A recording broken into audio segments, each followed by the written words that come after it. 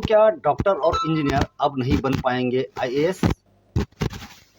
हाल ही में संसदीय पैनल ने यूपीएससी परीक्षा की प्रक्रिया की समीक्षा करने की सिफारिश की है।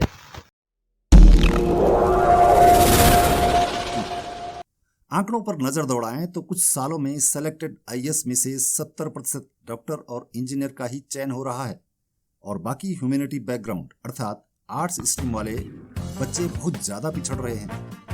इन आंकड़ों का देश के सामाजिक स्तर पर क्या फर्क पड़ रहा है?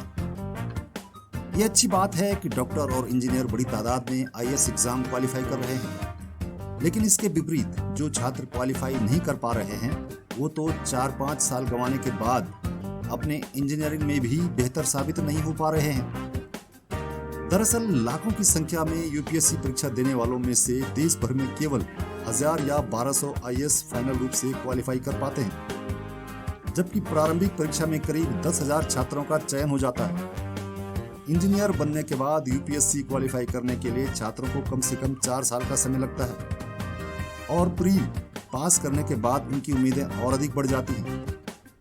अगर आईएएस बन गए तो अच्छी बात, और अगर नहीं बन पाए तो इंजीनियर अर्थात डॉक्टर बैकग्राउंड से भी वे इंसाफ नहीं कर पाते।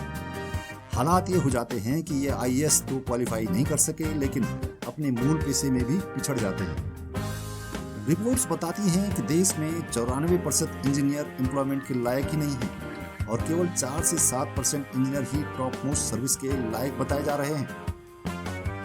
अगर आप वर्ष 2011 से अब तक चयनित आईएएस परीक्षा के रिकॉर्ड्स पर नजर डालेंगे तो पाएंगे कि सीसेट लागू होने के बाद ह्यूमैनिटी यानी आर्ट्स स्ट्रीम वाले छात्रों का सफलता सूचकांक बहुत ज्यादा गिर गया है, जबकि 70% सफलता सिर्फ डॉक्टर और इंजीनियरों को मिल रही है।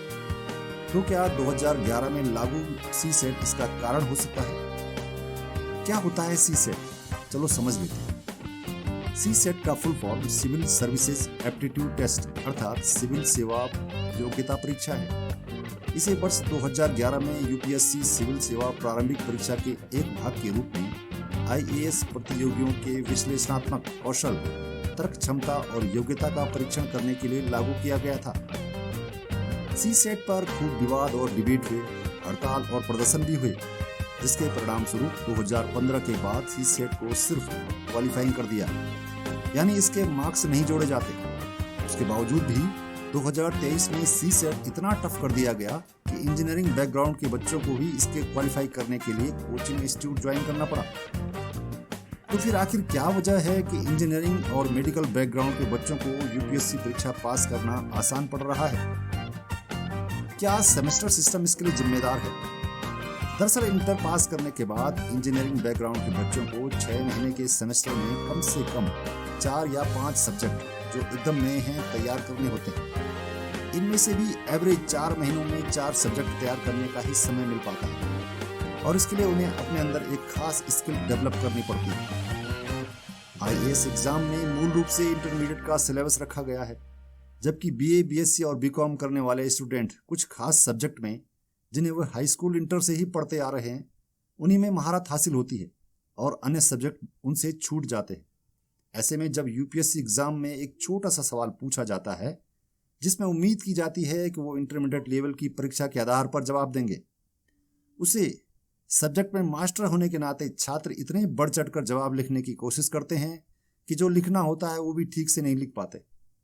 यही वजह है कि ह्यूमैनिटी बैकग्राउंड वाले छात्र बीए, एमए करने के बाद प्रोफेसर और लेक्चरर बन जाते हैं, जबकि इंटर के बाद इंजीनियरिंग और डॉक्टरी करने वाले ज्यादातर छात्र आईएएस बन जाते हैं। बड़ी तादाद में जो छात्र आईएएस क्वालिफाई नहीं कर पाते हैं वे न तो अच्छे डॉक्टर बन पाते हैं और न ही अच्छे इंजीनियर, क्योंकि आईएएस की तैयारी में उन्होंने अपना इतना समय बर्बाद कर लिया होता है कि वो अपने साथ अन्य सहपाठियों से भी बहुत पिछड़ जाते हैं, जिससे समाज में विकास कार्य पर भी विपरीत प्रभाव पड़ रहा है। एक तरफ अच्छे इंजीनियरिंग इंस्टीट्यूट से निकलने वाले इंजीनियर और डॉक्टर देश को नहीं मिल पा रहे हैं, वहीं दूसरे दर्जे के डॉक्टर और इंजीनियर भी आईएएस बनने की उम्मीद में तैयारी में ही अपना समय बर्बाद कर देते हैं। तो जो एक्चुअल इंजीनियर और डॉक्टर की संख्या देश को चाहिए उसकी भी कमी अब महसूस होने लगी है।